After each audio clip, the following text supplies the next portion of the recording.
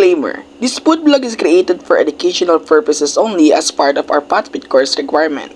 The foods and information shown are for general knowledge and demonstration only. This is not substitute for professional nutrition or health advice. Watch with your own discretion. So yan, good day everyone. So my name is John Michael D. Giosan, and for today's video we're going to eat 1 cup of rice, 1 half order of chop suey. Yeah, maraming gulay yan, punong-puno ng gulay yan, puro gulay lang yan, masusustansya yan. And also, umorder din tayo ng 2 toge, servings ng toge.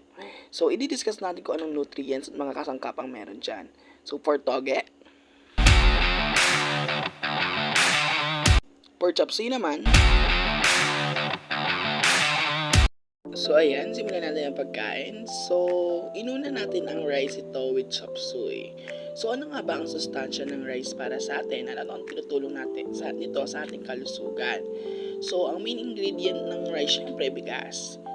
At kahit simple lang, rice is a major source of carbohydrates to us people na nagbibigay sa atin ng energy for daily activities.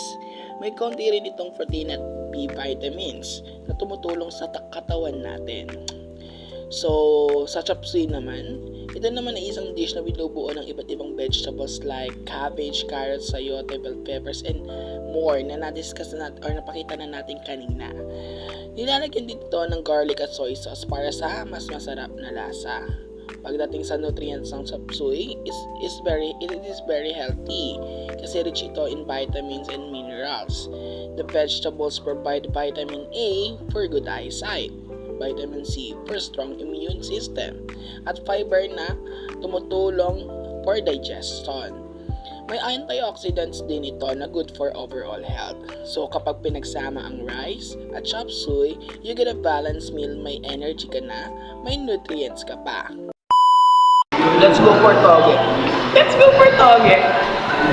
Sa toge naman, ang nutrients ng toge ay ito'y mayaman sa vitamin C at meron din itong fiber na good for digestion.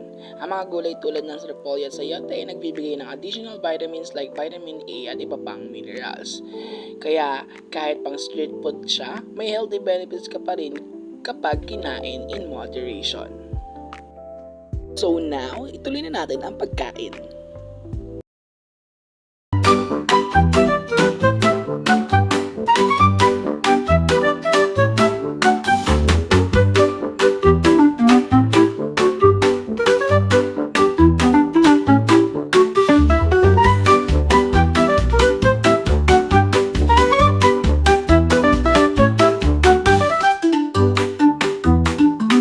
A few moments later.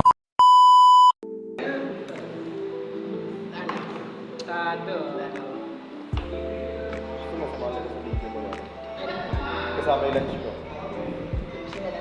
Ang anong sino? Pinapalamig ko ba yan?